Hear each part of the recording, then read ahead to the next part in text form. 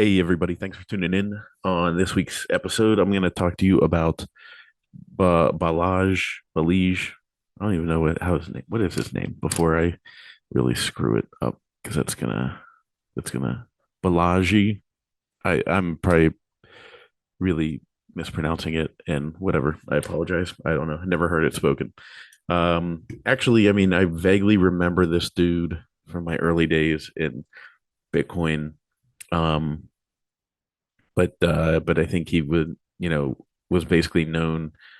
I think he was going down the shitcoin path, and then eventually was like, oh, I had put him in that category of like, oh, he's one of those people that just has now fallen into shitcoinery.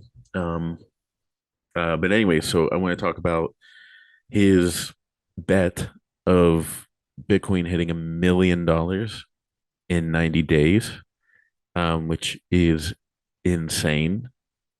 I'm not saying it's not possible, but what I wanted to do, I thought I was like, you know what, I gotta record something and run through a mental exercise that with all of you that I've been going through with myself and other people have posited this, but anyways, I wanted to share it because as you guys know, I am uh I'm not an economic whiz. I'm none of those things. None of this is financial advice. It's just a pleb going through it, but I will say I think I'm getting pretty good at moving ahead of the game when it comes to preparing for things. Um, so a lot of people are like, "Oh my God, Bitcoin's gonna go to $1 million." I want so many of them, and I hate to break it to you, it's not a great number go up scenario. So I want to walk through that and kind of the conversation that you maybe really should be having at this time, as opposed to, oh my God, is it going to moon when any moment? So before we get into that, I want to thank the Bitbox O2 hardware wallet from Shift Crypto for sponsoring the show. And as you see, I mean, we've been saying, you know, your coin, not your keys, not your coins, whatever, not your keys, not your cheese. Get your coins off the exchange because they were rehypothecating and the emperor had no clothes. Now you're seeing that the banks are the same way with bank failures left and right. Um, so I would, if there was a way for you to take your dollars and put them onto a hardware device, I would do it. Um, if you had to hold on to any US dollars, I would not be keeping them in the bank. The good news with Bitcoin is that you can put them on a Bitbox O2 hardware wallet, which is simple and easy to use.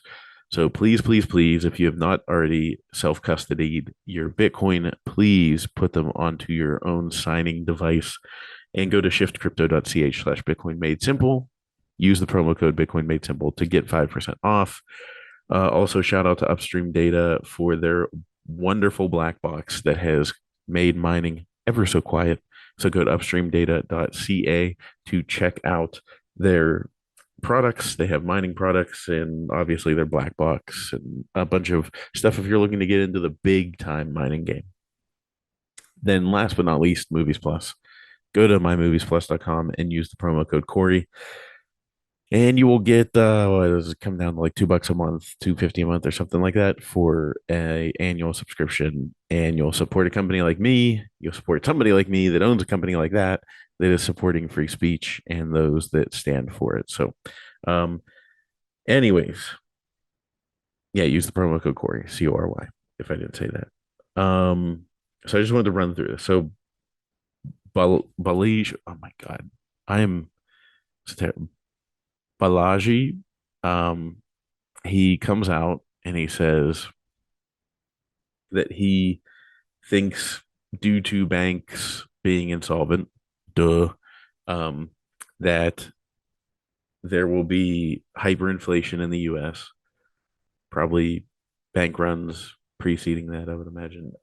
Well, probably just going on throughout. Uh,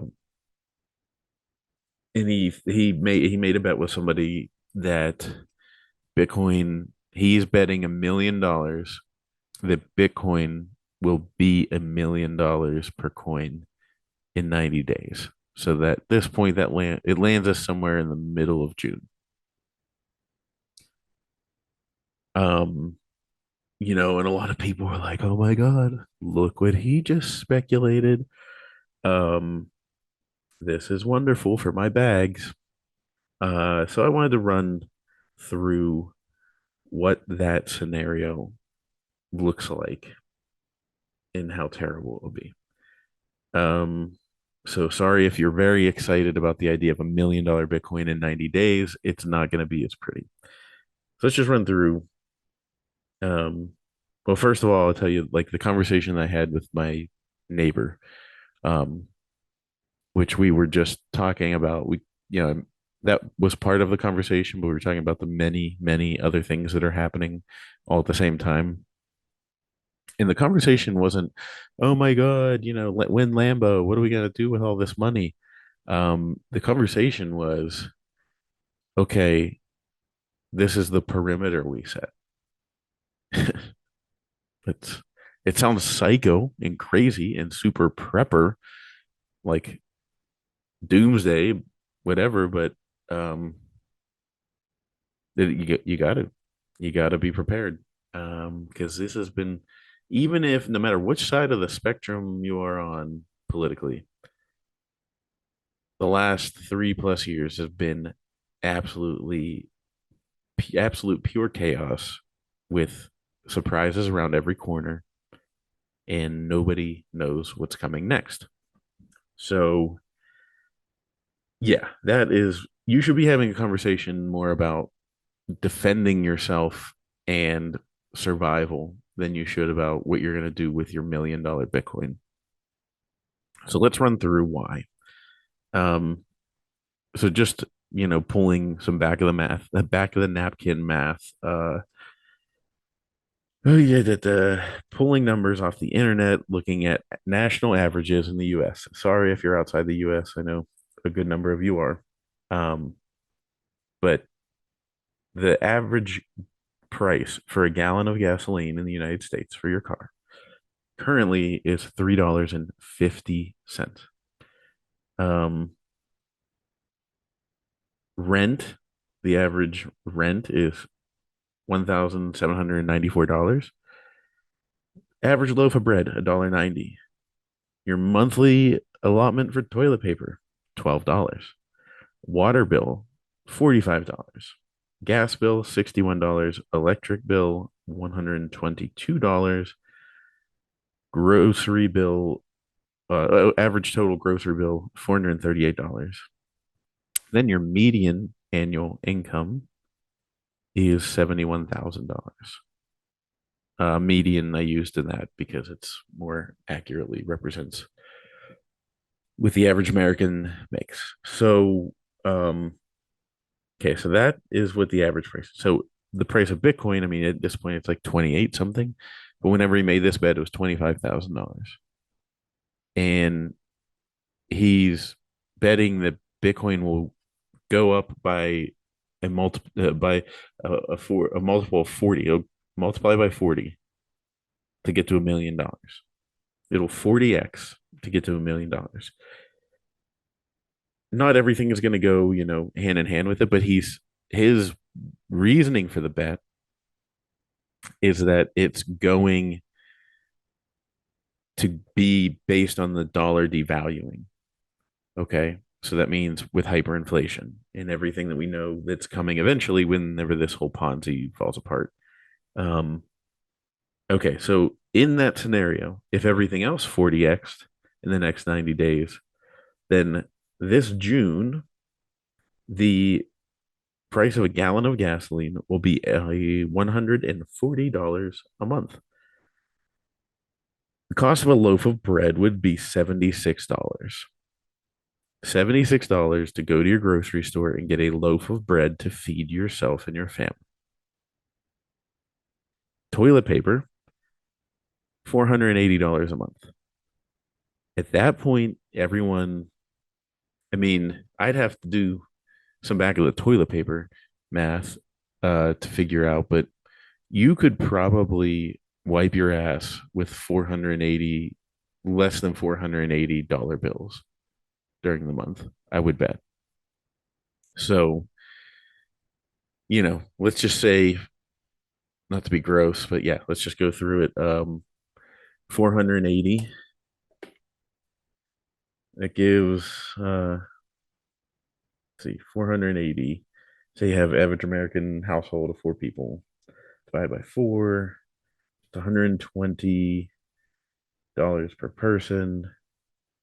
So, so yeah, you in that scenario, if you had $480 and you were in an average household, if you could use three $1 bills or less per month to wipe your ass, it would be more cost effective. Think about that. That's insane. $3 bills or less per day to wipe your ass would be more cost effective than 40x toilet paper pricing. Your water bill would be $1,800 a month. So I bet you a lot of people would be drinking a lot less water and taking very quick showers, maybe reusing tub water, all that fun and unfortunate stuff. And it would just get, yeah, it would. I mean, you'd be telling people not to flush unless it was a number two, not to get back to the gross stuff, but I'm just being real and going through like this mental exercise, what the scenario looks like. So is that shine coming off of the $1 million Bitcoin yet or not? Because I think it probably should be. Your gas bill would be $2,400 a month. Um, so you know, it's going into summertime. So thankfully we won't have to be heating as much, but you're not gonna be running your air conditioning this summer. And then whenever it gets cold, I guess at that point you'll have to extrapolate and figure out, is it more worthwhile to burn the dollar bills or pay for gasoline or natural gas to heat your home? What heats it better? Doesn't sound like a fun scenario, but this is what they went through in the Weimar Republic. If you've not looked that up before, please look up the Weimar Republic. It's been conveniently scrubbed from history, and we never learned about what happened with the economic collapse in 1920s Germany, which is the Weimar Republic. And conveniently, that was left out of all of our textbooks that were printed by companies that were owned by the big banks. I wonder why that was kept out of the curriculum. Because it's the same problem we're facing right now. Okay, your electric bill is going to be $4,800 a month going forward. So with a $4,800 electric bill, you're not probably going to be playing a lot of video games. You're probably not going to be on the internet very much. Um, you probably would be using it for the bare minimum. Also, guess what? You will start to live like they used to live, either by candlelight, which candles I'm sure will get expensive, or you will live with the lights off. You won't turn them on. So you'll wake up when the sun comes up. And when it gets dark, you'll be like, well, F it, guess it's time for bed because I'm not paying $35 to have a light bulb on this evening. So, yeah, I mean, that in that scenario, you're looking at like $150 a day worth of electricity. You're going to be doing everything in your power to lower that down. Um, so yeah, your monthly groceries, average monthly grocery bill at a 40x of what it currently is would increase to $17,520 a month in groceries. And last but not least, I saved this one for the end because, like I had said before, well, hold on, let's not brush over that. So $17,000 for groceries. So if we go through this scenario that he has bet on, and people seem to be excited about for some reason, um, just to get to, if this is how you want to get to $1 million Bitcoin, I don't want this isn't how I want to get there. Um, in this scenario, you could buy a decent used car, like above decent, not like, just like a rundown average. Like you could get like an okay used car, um, for the price of your month of grocery bill. Your one, and then all the groceries you need for 1 month for a family of four. And you could take that money now and buy a new car with it. So, or a used car with it. So just think if you bought a used car now, how much would that be worth? Probably be able to get a couple months worth of groceries out of it. So yeah, saving the rent for last. The average rent in America is 17 $1,794. That would push the rent, which I know people were in agreement in, lease agreements, but guess what? They'll be up eventually, and some of them will be up right around the time that this would all be hitting the fan. If you 40x the rent, it would go to $71,000 a month for rent. Okay, now mind you, just think about that for a second. $71,000 a month for rent is equal to the current median annual income. Think about that. Your annual income in the United States right now equals what a 40x of rent prices would equal. So that's just covering your rent. That's also not taking into account income taxes and, social security and all the other things that are going to come out of your money before you get it. So good freaking luck. Um, Now, mind you, I'm not being an idiot. I know not everything's going to 40x in lockstep with each other. Just painting a picture and doing an exercise here. So, all of that combined would be $99,000 a month for your basic living needs. $99,000 a month for your absolute bare minimum basics. Now, a lot of people, they thought, oh, well, yeah, sure, life, it'll hyperinflate. But I mean, I'll be good. I got Bitcoin. I got Bitcoin, baby. Um, I don't know what the average plebs stack is, but let's just ballpark it. I don't know. Let's say half a Bitcoin.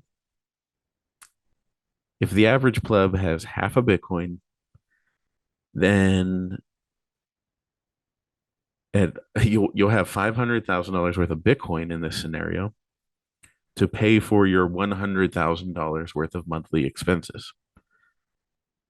So I guess you have 5 months to get by. Doesn't sound like fun. What's going to happen on that other side of the 5 months? Best case scenario, if the average pleb has a whole Bitcoin, which I know the average pleb, I'm pretty sure the average pleb is not a whole coiner. Um, then yeah, you have 10 months, 10 months of living expenses saved. Just don't get me wrong, under normal circumstances would be a decent runway.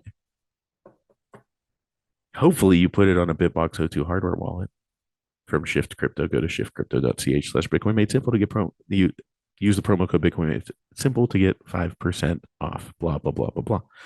Hopefully you've listened and you have it somewhere secure and you have a secure internet connection so that you can transact. Because good luck getting the banks to move the Bitcoin in and out of exchanges. Okay, so in a scenario where all of this hyperinflation takes place and you have $500,000 or $1 million in Bitcoin, so one whole coin, and you have it on a Bitbox O2 hardware wallet, you need a secure way to make transfers and get that into US dollars, which I'm sure you can find, but I'm just walking through the steps that will exist.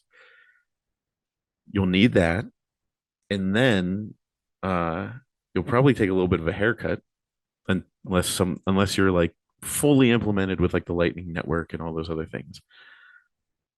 The point being is that your mortgage company or your landlord probably doesn't accept Bitcoin. Maybe at that point some of them will start. If you'll be lucky if you have a landlord that's like just like a dude, like some person that owns the building you live in. You might be able to talk to him, but good luck at these big corporate companies that have these big conglomerates that own all these properties. Good luck. So you have to find a way to get that from your Bitbox into the person's hand or digital wallet that needs it. Um, Mind you, to do all this, you will need the electricity running at your house. So you'll be paying through the nose for it. So you've got 10 months of expenses covered. Um, but that's not going to do you a whole lot of good if the rest of the world is burning down around you. So I'm not trying to be hyperbolic. I'm not trying to scare people at all. What I'm actually trying to do is say why you don't want this scenario to play out. Um, and why I think it's the less likely thing to happen because seriously, this is be some major dominoes to fall. I mean, the US for the price of Bitcoin to go to $1 million based on hyperinflation in 90 days, like the United States will have rapidly transformed during that time. And the world would have rapidly transformed. So you would want to be right now investing in instead of buying Bitcoin, hopefully you have saved up enough. You'd want to be buying things for self-preservation, protection. Um, you'd want to be forming alliances. You'd want to be identifying trustworthy people in your area. You'd want to be setting up emergency action plans with family members and with loved ones. Because let's just say in a crazy world like this where it happens super quick, all of a sudden, how do you get back home? Fun, like not a funny story. It's not funny at all, but a story of it's a very short one. But my BFF from college, I don't know, Billy might listen. What's up, Billy? If you're listening, um, is born and raised in Switzerland, and he told me a story once. I don't know if it was his grandmother or an aunt or something like that. Uh, that lived in Germany at the time because he was like Swiss German, closest to the German Italian borders, like that region. And there was a time that so at the time that the Berlin Wall went up, um, this relative of his went grocery shopping in Berlin and couldn't get home. And there was no like fair warning that this was going to happen. There was no like, oh, hey, don't go shopping today. There might be a wall that gets erected that's going to be there for the next 30 years or 40 years, however long it stood, dividing the two countries and, to these two different, the country into these two different individual states that are at the front line of these two mega powers in the world pushing against each other. She made it back, so it was all good. But yeah, I mean, you have to have that action plan with your family members and your friends that to keep in touch with. Be like, this is, I mean, my wife and I, no matter where we've lived, we've always had, and this is funny. I mean, this is me. Like, I always joke with my wife. I say, like, she is the day to day focuser. I am the year to year and longer focuser. And there's probably many couples that can relate to this, but her focus is like, what is what's in the refrigerator, what is going to be on the table tonight, what who needs to be at what event at what time, what needs to be packed into what bag for which person. Do we have enough underwear? Am I going to hear Cory say, "Where's my underwear?" Um, all that kind of stuff. And then I go the other extreme, and I'm like, in the event of societal collapse, honey, this is what I would want you to do. Um, and this isn't a new thing. This isn't just a post-COVID thing. This isn't a. I mean, I had heard about Bitcoin at the time, but this is like 2010. I'd tell her like 2011, whatever, somewhere around there when I first heard about it or read about it.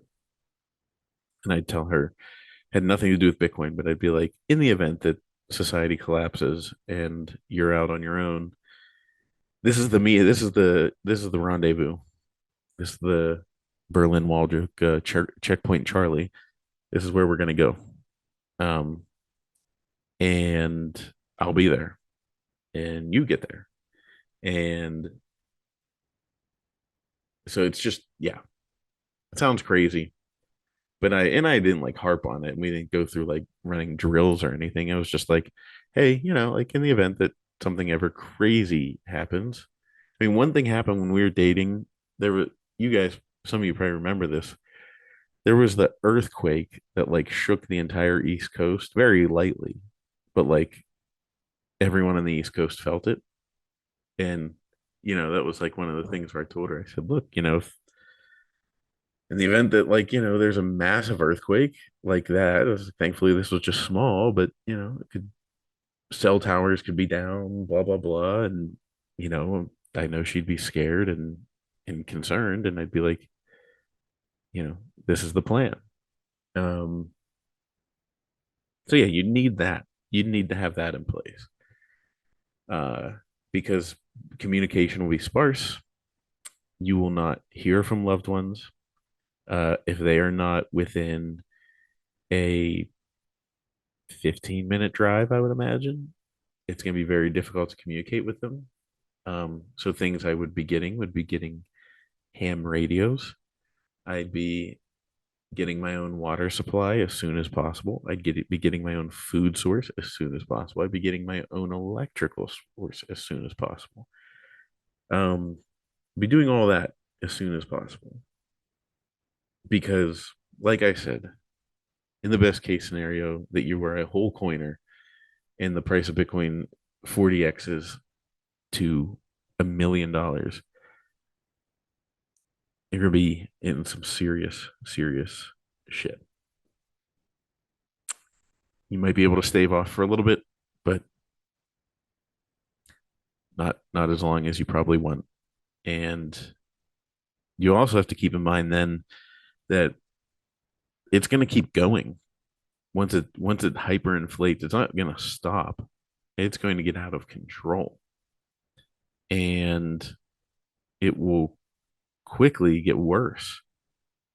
Think about this. I mean, so the outside of outside of everything, just your rent being $71,000 a month, the average annual income being $71,000 a month or $71,000 a year, that is not going to last long.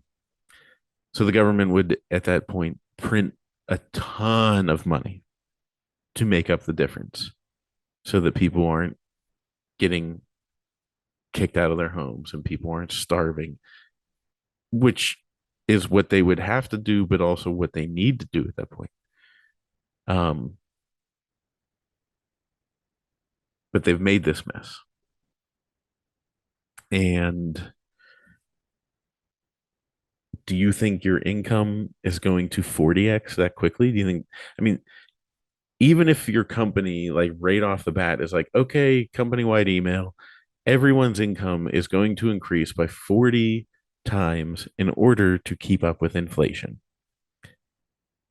It's going to take months, probably 5 to 6 months minimum, if they're fast acting and quick, to get that in place so that they can actually implement the policy. And when they do implement the policy at that point, this will be 5 to 6 months after June. So this will be like December. So where do you think inflation is going to be then? You might be at $150,000 a month for your monthly overhead. And, they just 40x your income to, let's see, the median income, annual income is, let's see, 71,000 times 40. They just increase your income to $2.8 million.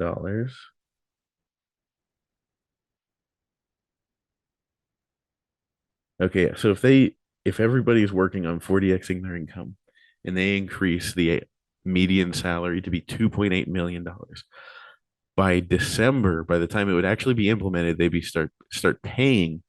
There's no way in hell that your monthly overhead would remain at $150,000 a month because, like this has spun out of control and it is just going to accelerate and get worse and worse and worse, faster and faster and faster. So what can you do? Um, Prepare for the worst and hope for the best. Um, I had to learn that the hard way because I'm the eternal optimist. Everything is going to work out all the time. And my wife is I don't want to say eternal pessimist because that makes her sound bad. But I always joke, I come in with all my hopes and dreams. I'm like, hey, honey, here's all these ideas I have for business. And then she just takes an AK-47, just blows holes through all of my hopes and dreams. And, um, and you need that balance. But I have learned from her that because I used to hope for the best and prepare for the best. Now I hope for the best, prepare for the worst. Um, so you don't have to get crazy, but maybe having this mapped out in your head ahead of time, because it's probably not going to take place by June of 2023, but maybe someday it will.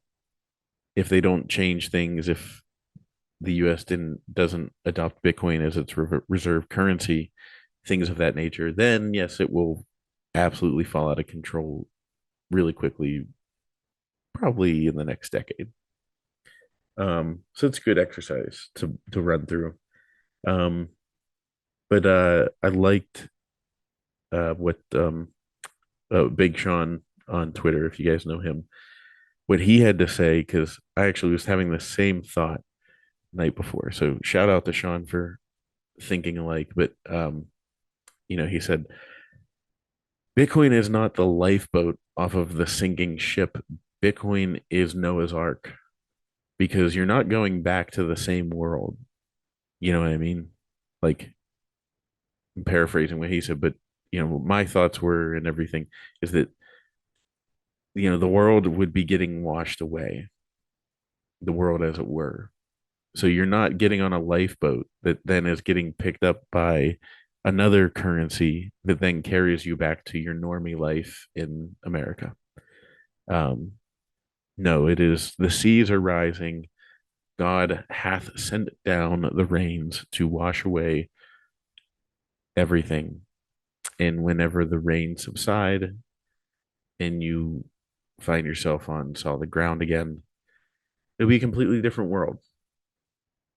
Um, because we've seen hyperinflation happen before in history, but it was always pretty localized.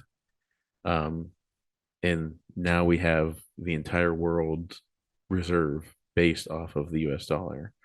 And when that goes down, and the entire world economy goes down at a point when we're so globalized in our dependency, look out. And it's just I thought that the Noah's Ark was a good metaphor because, as many of you plebs have probably done, like me, sitting there trying to explain to people over and over again what's going to happen, why it's going to happen, um, and everything, and then things just happen in life, and they're like, man, who could have, like, the most frustrating thing for the last year and a half, especially, has been at family events, everybody talking nonstop about inflation and the price of things and blah blah blah. And I just sit there and bite my tongue. My wife looks at me like she probably knows it's killing me. I'm like, look, I've said my piece. Everybody ignored it. And the crazy thing is, in the couple of times that I've tried to bring it up again and again, early on, I was probably wrong because it was like, I was like, this is gonna go up to the moon forever, blah blah blah. You'll be rich immediately if you buy Bitcoin. Um, but I should have been talking to them about just the basics of inflation and what was going to go down. But I still talked to them about that, but I probably just, put too much shine on it, talking about the price of Bitcoin going up. But, I've had these conversations with family over and over. And then, all of a sudden, my wife is like, hey, huh? She's like, I just found out from my mom that she hadn't been, they like missed a paycheck or two because her company, which isn't like a big global company, um, her company's payroll runs through Silicon Valley Bank. So, and I just looked at my wife and I said, "You know how much I hate to say that I told you so." And she's like, "Yeah." I was like, "I haven't I haven't been very wrong lately, unfortunately." She goes, "Yeah," and I said, "Why didn't you give me the credit for that?" She was like, "I don't know," and I knew the answer. I said, "It's because you don't want to give me the pleasure of being told I was right." In her defense, she never said I was wrong. She was just like, okay, like this is your domain and you're telling me what to look out for and we'll prepare accordingly. Um, but yeah, it's just like, all of a sudden family members, hey, my payroll didn't come through because this bank went under. Who would have thought? Maybe me. I don't know. I do recall 3 years ago having these conversations. But, I have family members that have said, oh, you're a conspiracy theorist.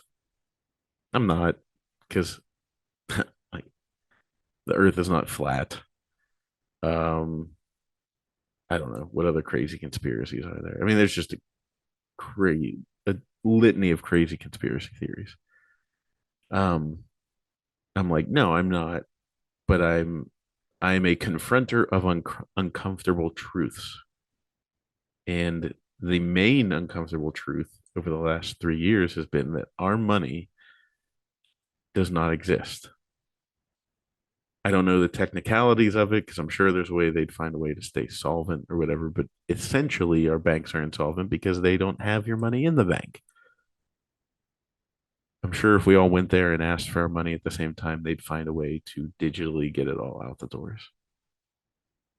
Point being is that with the Noah's Ark thought, I was like, this really is all about getting as many of them on the ark as possible. Hopefully, that we have 10 years to do it. Um, but that's the actions that I have taken were for this specific reason. The setup that I've put myself and my family in is for that specific reason.